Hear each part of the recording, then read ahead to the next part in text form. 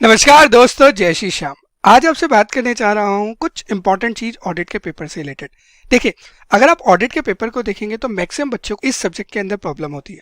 क्यों प्रॉब्लम होती है? या तो उन्हें कंसेप्ट नहीं पता, कंसेप्ट पता है तो क्वेश्चन पढ़ना नहीं आता, और क्वेश्चन पढ़ना आता है कि एग्जाम में क्या क्वेश्चन पूछा हुआ है तो उसमें क्या आंसर लिखना है वो नहीं पता। तीनों में से कहीं पे भी बच्चा लैग कर जाता है। यही तीन कमियां हैं और कोई कमी नहीं है। अब आज मैं आपसे ना जो तीसरी कमी है कि एग्जाम में आपको आंसर कैसे लिखना है उस पर बात करूंगा। ज्यादा समय नहीं लगाऊंगा, क्विकली आपको सारी चीजें बता दूंगा, तो वीडियो के लास्ट तक वीडियो को जरूर देखना। देखो जरा, देखिए, अगर आपके पास आता है जी ट्रू फॉल्स, आपके पास जिस तरीके का क्वेश्चन होगा आपको उस तरीके से आंसर लिखना है। तो सबसे पहली चीज आती है अपने पास ट्रू फॉल्स। ट्रू फॉल्स और you can say correct incorrect.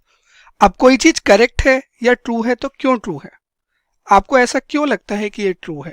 क्या ऐसा कोई कंपनीज एक्ट में लिखा है, या किसी और रेलेवेंट प्रोविजन में लिखा है, क्या कोई ऐसे बोलता है, या कोई जनरल अंडरस्टैंडिंग है? क्या रीजन है why you are saying a particular item to be true?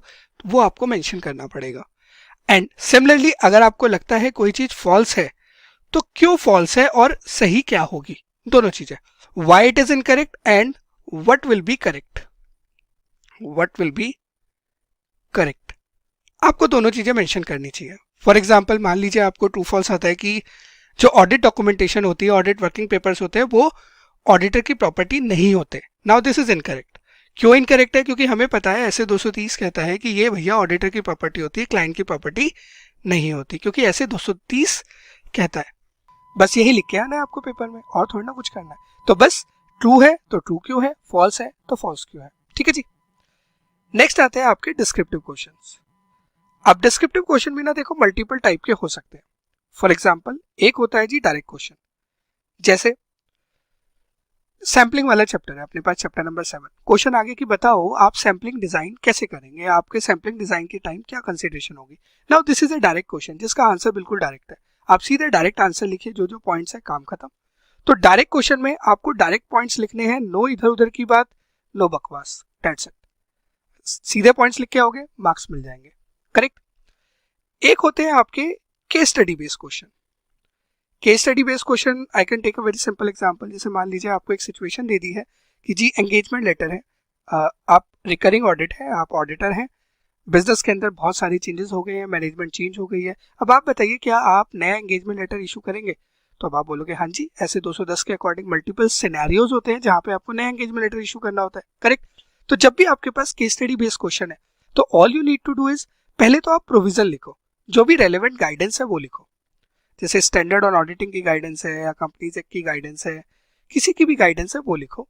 Then आप जो करंट केस है उनसे एनालाइज करो, उस गाइडेंस के साथ लिंक करो कि अच्छा गाइडेंस ये कहती है, क्वेश्चन में ये बोला है, ये दोनों इस तरीके से लिंक है। उसके बाद आप कंक्लूड करो। ठीक है, ये चीज करो, आपका आंसर चकाचक मक्खन बन जाएगा, आपको पूरे मार्क्स मिलेंगे। करेक्ट। इतनी बात समझ आती है। एक होता है तीसरी वैरायटी ऑफ क्वेश्चन। अब आप सोचोगे सर ये तीसरी वैरायटी क्या होगी? तीसरी वैरायटी एक क्वेश्चन की है जहां पर आपसे ना जनरली कोई स्टेटमेंट दे देगा और एक्सप्लेनेशन मांगेगा, या आपको कोई पर्टिकुलर फैक्ट बता देगा और एक्सप्लेनेशन मांगेगा। फॉर एग्जाम्पल, मैं छोटा सा एग्जाम्पल लेता हूं। जैसे ऐसे 220 बात करता है आपके ह्यूमन रिसोर्स से रिलेटेड, कि ह्यूमन रिसोर्स की क्वालिटी अच्छी होनी चाहिए, उसके लिए कंपनी की पॉलिसी होनी चाहिए। तो आपको ये लाइन दे देगा जी ह्यूमन रिसोर्स से रिलेटेड फर्म को ऑडिट के लिए आपको क्या बनाना चाहिए भैया, क्वालिटी के प्रोसीजर्स बनाने चाहिए, पॉलिसीज बनानी चाहिए, आप एक्सप्लेन कीजिए। तो आपको जो आंसर देना होगा ना वो उसके रेफरेंस में देना होगा। तो जब भी आपका इस तरीके का लिंक क्वेश्चन होता है या एक्सप्लेनेटरी क्वेश्चन होता है तो आपको क्या करना है, उस कंटेक्स्ट से रिलेटेड ही एक्सप्लेन करना है, इधर उधर की बात नहीं करनी। और कंटेक्स्ट से रिलेटेड एक्सप्लेन करने का मतलब उससे रिलेटेड जो भी 2-4 पॉइंट्स है आपके पास वो लिखो, दैट्स इट। नो इधर नो उधर की बात। करेक्ट। ये बात समझ आ गई? तो इस तरीके से तो आप अपने आंसर्स को फ्रेम करते हैं। अब आंसर लिखते वक्त आप 2-3 चीजें और याद रखते हैं। पहला, जब आप आंसर लिखते हैं तो पहली चीज ये है कि आप उसे पॉइंट्स में लिखिए। पैराग्राफ में बनाने की कोई जरूरत नहीं है, आपको लंबे लंबे एसेज नहीं लिखने हैं, आप पॉइंटर्स में आंसर लिखो ना, ताकि जो आपका चेकर है वो भी उसको क्विकली पढ़ के असेस कर सके कि क्या आपका आंसर ठीक है या नहीं है। सेकंड, की पॉइंट्स को हाईलाइट करो।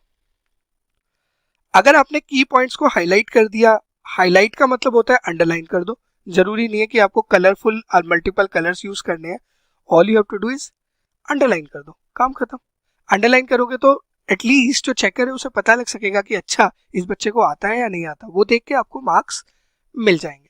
ठीक है, ये दो इंपॉर्टेंट चीजें समझ आती है। बस ये दो चीजों का ध्यान रखो और जितनी चीजें ऊपर मैंने बताई है बस इतनी चीजें फॉलो कर लो। बिलीव मी दिस थिंग, आपके आंसर की राइटिंग क्वालिटी बहुत बहुत बहुत इंप्रूव हो जाएगी। ठीक है, उम्मीद करता हूं कि आप इन चीजों को फॉलो करेंगे और अपने आंसर्स बहुत अच्छे तरीके से लिखेंगे।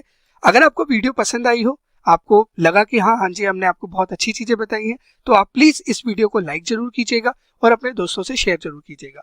मिलता हूं आपसे अगली वीडियो में दोबारा, तब तक के लिए जय श्री श्याम।